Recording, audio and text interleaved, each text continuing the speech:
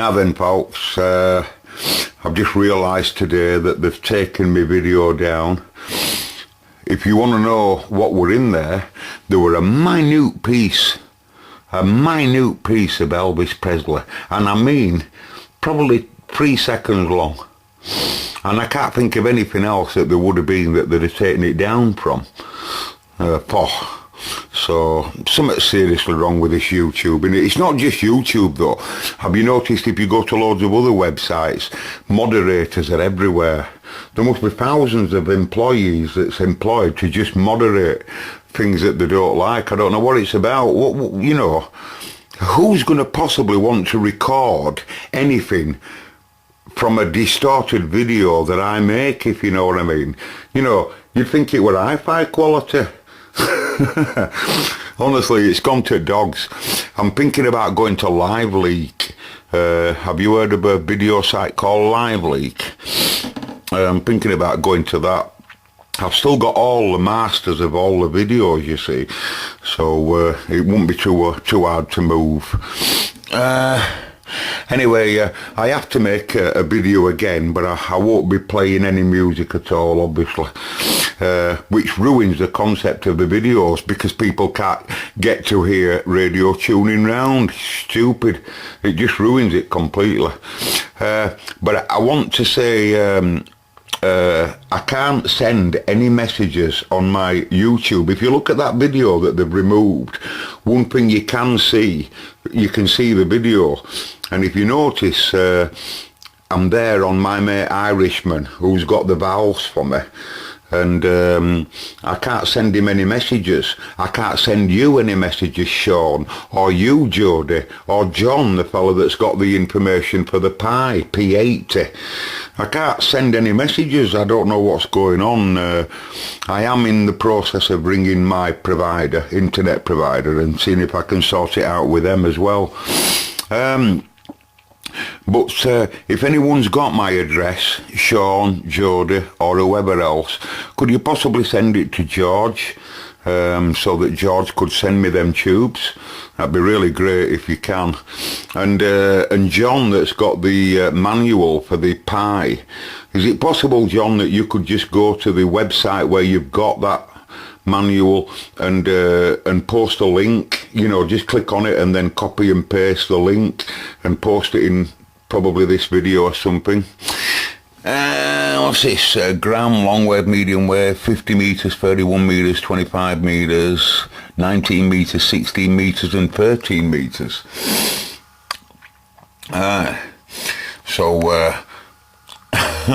We'll get to look inside. Don't think you're going to get to hear this, folks, but you'll have to take my opinion of what it's like.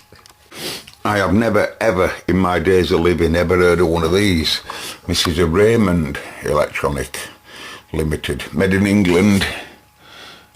Pick up and that's unusual to have them all together like that. Pick up on left, aerial and earth, and then loudspeaker, all in one block. It is unusual, I've got to be honest. Anyway, I can't get over how Paul manages to keep them with all lovely backs. All the old radios I used to have, like I've said before, used to have great damaged backs. Must have been who I were getting them off. Yeah, of course, a new modern mains lead. Anyway, let's see what it's made of. Right, ladies and gents. I've taken this radio out of its chassis because I find it quite interesting. I can't let you listen to it, but it's got a brilliant tone on it for what it is. Let's see if I can show you inside the cabinet. I can't get over how good tone is and how well it works. It's got a Celestion on it. That's not a big deal, I grant you, but it's just got a really nice tone. But yet it's such a simple radio. Of course, it's got all the telltale signs of Uncle Paul being everywhere. I'll tell you what's going on. But the reason why I had to take it out is because excuse me, it's had a new dial cord on. All the ones that's had a new dial cord on tend to be this colour from Paul. So I know that our Paul's done that. And all the glue that he uses there to, because these springs, I've had one come off myself, You know, they sometimes clip off, and they do this, manufacturers do this as well to stop the spring from doing that. Quite a complicated arrangement of its wind. But anyway,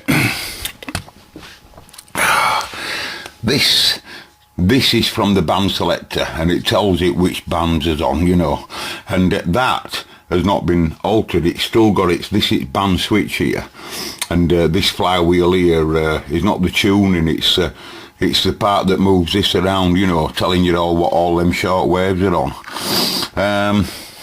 All its panel bulbs. What I found interesting is, if you look at panel bulb here, look how close the marker comes. Wow, look at that. Same on the other side, look. Really, really close. Anyway, and then of course we've got 2 lamps above.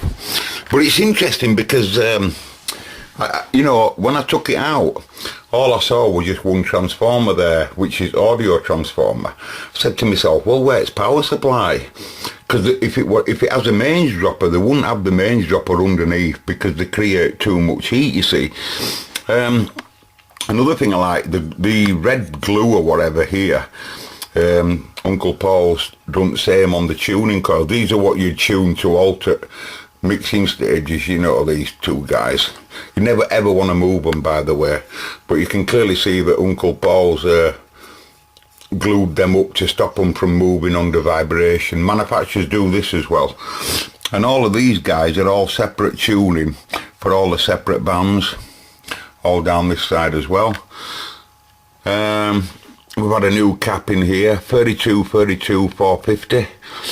And the tuning carry on, how the radio works is, I'll show you underneath in a sec, but all of this part is the tuning section, obviously. This is the first RF amplifier, if you like. Might be an oscillator as well, but this is the first, it probably is the first RF amplifier. And then we've got what they call the frequency changer. I don't have a paperwork manual for this, but by looking underneath, I do believe that this is known as the frequency changer. We'd call it a mixer.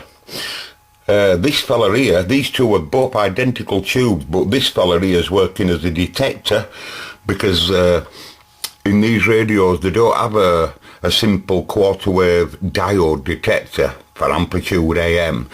They use a valve, because they had to do in them days, and that's the detector, and the audio from that goes straight from there, obviously through volume control, etc., and straight over to the audio output valve, which is this fella, a UL41 common tube, and this is the rectifier.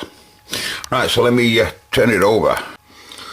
Why have I put my tea over there? Why have I put my tea right over there? Never mind. Anyway, this is the mains transformer, and what's strange is this. I saw this and I thought, well, what's that? Just a piece of wire dangling, wrapped around that and just dangling. I still don't know. I don't know yet. I'm going to get you a different position, because I thought this was really interesting. It looks a nightmare, doesn't it? Imagine if you had a problem in there. Now this has got, how many bands has it got there? 1, 2, 3, 4, 5, 6, 7, 8, 9. 9 bands. Right, so you got separate tuning, 1, 2, 3, 4, 1, 2, 3, 4, and then 1 coil here. I'm only guessing, because I always thought that they'd have worked in pairs, you see, but I may be wrong, you know, like that. This is, of course, the very, very, very complicated band switch in the middle of there. Each one has a separate wafer, you know. Imagine if you had an issue there where band 3, for example, didn't work. And then all of these will be scale tuning set up, you know, to make sure that you can get the tuning dial in the right place for what it says on its readout, I'm guessing, but I think that's what's going on. And, oops, these are beautiful, look. What we call a buzz bar in old days. Just a terminal block where, you know, it'd probably be ground or something like that. I don't know. It might be high rail. I don't know. And you can clearly see it's had this is mains HT suppressor filtering, you know, HT smoothing, and this is part of it. This is you know, choke. What do they call it? A choke? Yeah, mains choke. This mains transformer. And Uncle Paul's had to do all of this here. These at tappings, these guys here, these at tappings for primary side at mains, and this is the mains coming from the switch, which again is had to replace, but look of it, because yeah, it's had a new mains lead on. Telltale common sign stopper there, you know, and another wire tie here holding it, but you know, you can clearly see it's all been resoldered here, but it also has on here, proving that he's possibly had to change this this whole switch here.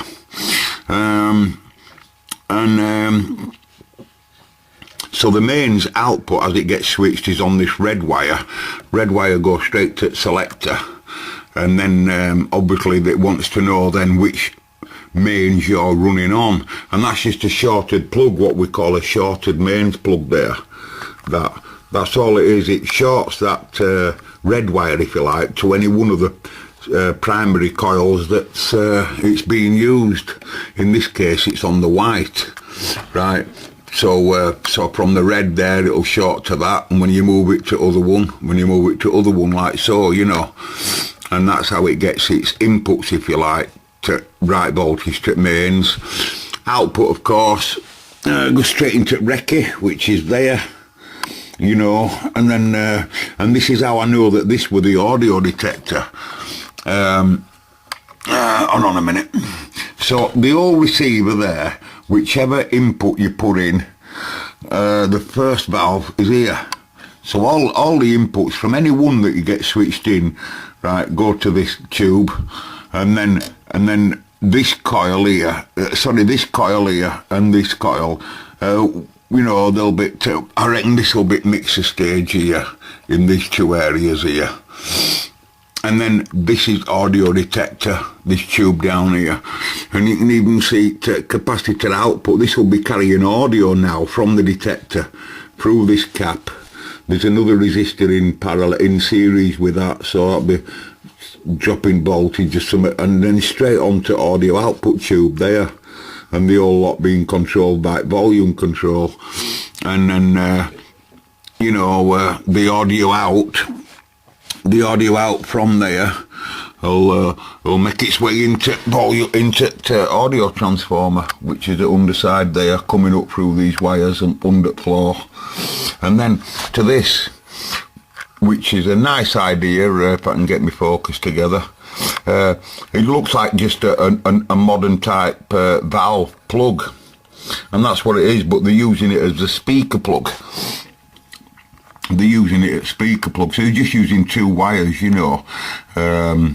And it's a good idea because it means that the polarity of the speaker makes sure it goes the right way around, you know, positive and negative. For those that don't know, a lot of people think that a speaker just has the two wires. It does, but the positive needs to go in the right place, otherwise the cone of the speaker goes outwards instead of inwards, or inwards instead of outwards. You want it to be going outwards in a positive manner like that, you know, whereas if you were to reverse the polarity it'd be opposite way around. So that's why they make sure that you can't really get them wrong. Anyway, I can't let you listen to it, lads. It's a shame. It's quite wick for what it is. It's only a 3-valve tuner stage, and then, like I say, one audio output and then one recce. Anyway, I'm going to upload this video because it's important that my mate George, that's gone to all that trouble to find them tubes for me, and that he must think I haven't wrote back to him. And I've tried, George. I've tried to you, Sean. I've tried to you, George. I've tried to you, John. I don't know what's going on with my internet, lads. I really don't.